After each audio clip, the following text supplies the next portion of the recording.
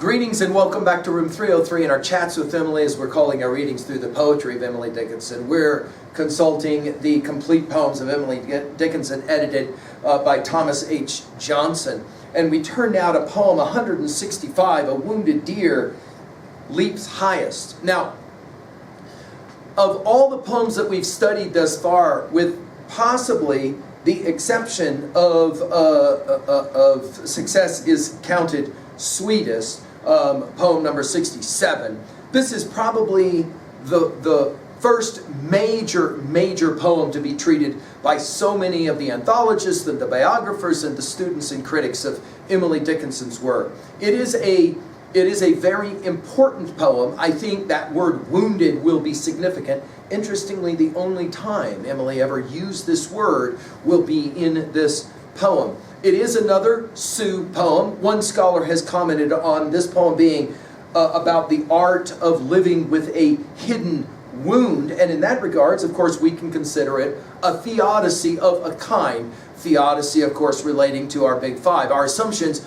are that you've been following our stuff at LearnStrong.net, down that left-hand side, again, Chats with Emily, our playlist. And if you've already studied the introductory lecture, and I hope that you have, you'll remember that we talked about epistemology, what you can know, ontology, who you are, psychology, the study of the individual mind, sociology, the study of the collective mind. It's the last of our Big Five, theodicy. Why must there be pain? Why must there be suffering? Or in the case of this poem, why must there be wounding?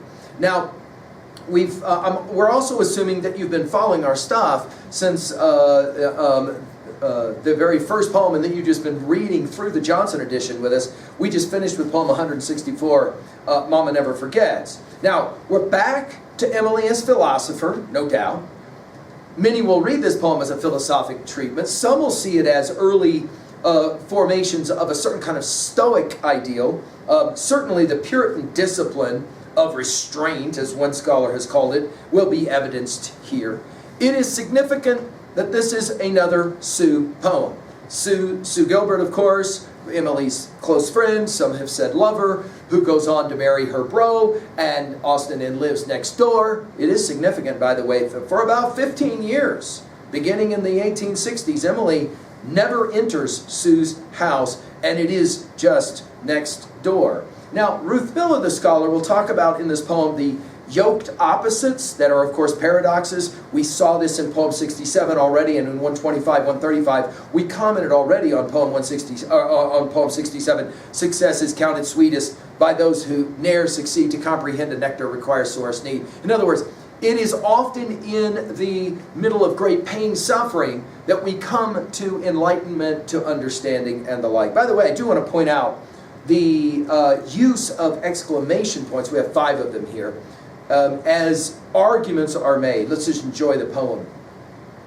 A wounded deer leaps highest, I've heard the hunter tell.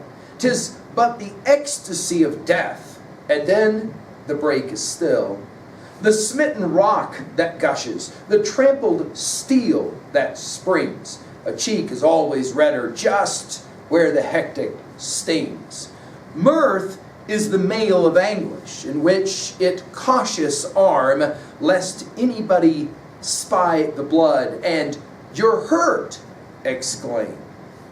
Now, I love the way that she creates this poem with the opening line, "A wounded deer leaps highest." In other words, when you see the deer leaping, we're familiar with this, of course, here out in our part of the world where deer are hunted and at times tragically wounded.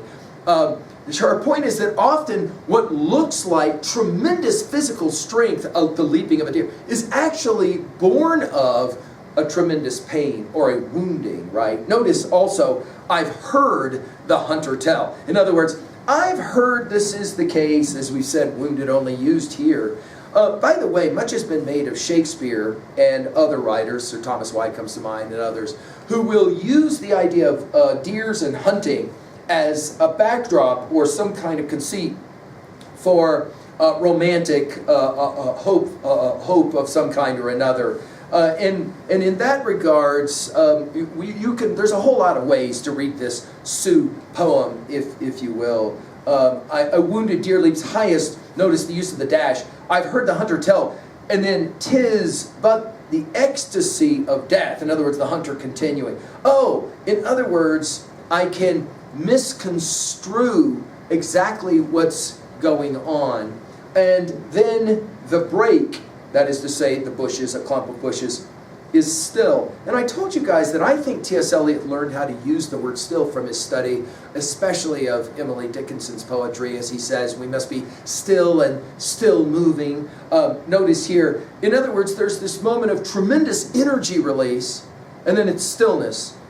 But you can easily misappropriate why the tremendous energy release happened in the first place. In the first iteration here, it's actually a wound, which you would think, wow, that deer is just so strong, and, maybe even happy or something. No, that's not actually the case. In other words, a misrendering is standing, I think, in large measure behind this poem. Then Emily, the theologian, goes to the story of Moses from Exodus 17. You'll remember Exodus 17, verse 6, that Moses is in the wilderness, the people are thirsty, God is going to tell Moses to speak to the rock, and instead Moses, using his rod, will strike the rock. And this is the story that will explain why Moses is never allowed to enter the quote-unquote promised land.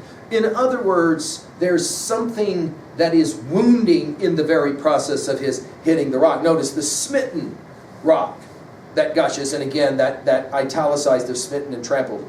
The trampled steel that springs. It's not completely clear what she's referencing here in terms of the steel that's trampled.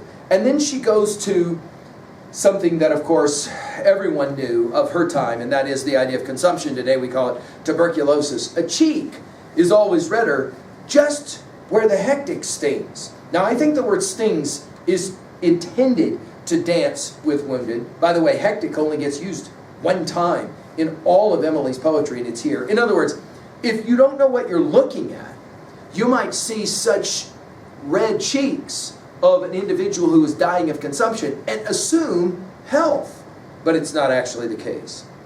Finally, in the third stanza, we get where it is she's actually going in her declaration to Sue. Mirth is the male of anguish. Now, mirth is only used one time in all of Emily's stuff, and it's here. Mirth is the mail of anguish, that is to say chainmail, in other words, armor. In other words, we hide our anguish behind the smile, right? We think of Dunbar's mask. I mean, what is it that T.S. Eliot says in the love song of Prufrock? Each morning we prepare a face to meet the faces that we meet, and all of that. Mirth is the mail of anguish, in which it cautious arm. Now, the grammar here gave a whole bunch of folks after Emily's death problems and fits about how exactly to play this out. I think the word cautious is intentional for Emily here. In other words, you have to sometimes protect yourself, is I think the point she's making. Lest, you got to do it. Why? Anybody spy the blood and, quote unquote, you're hurt, exclamation point. In other words, at 2a, what is she really saying here? It's often valuable to hide one's pain, to not let the one who has caused the wounding know that, in fact, we have been wounded. At 2b, well, the word choices here, I think, are fascinating. The rhythm of this poem is fascinating as well. I love that wounded and hectic only get used one time, and it's in this poem. At 3a, think about our study of William Blake, Songs of Innocence, Songs of Experience, and the juxtaposition between Little Lamb, who made thee, dost thou know who made thee, and Tiger, Tiger, burning bright in the forest of the night. Did he who make the lamb make thee? Blake's treatment in Tiger is, of course, the whole idea of the vulnerability that's associated with the archetype of course, the tiger. I'd like to take us to Shelley's Skylark. We've given full lectures on this at learnstrong.net. But do you remember that philosophic brilliance at the end? We look before and after and pine for what is not. Our sincerest laughter with some pain is fraught. Our sweetest songs are those that tell of saddest thought. This notion that we often will have to hide, and again, this notion of the Puritan discipline of restraint, And as well at 3a, we can think about Marcus Aurelius' Meditations. He will, of course, make this point again and again, along with Epictetus, the other great Stoic philosopher. That is to say, sometimes it's just better to not even show the pain, to just cover it. It's a type of theodicy, I suppose. You could argue, okay, pain, suffering, wounding happens, but it doesn't necessarily mean that one has to demonstrate that, in fact, one has been wounded. At 3b, to own a poem like this, what was a time that you had to hide your true hurt feelings, your wounding, right? And maybe what was a time that you caused wounding, and maybe it hasn't occurred to you someone was in fact hiding that pain and that wounding. Thank you.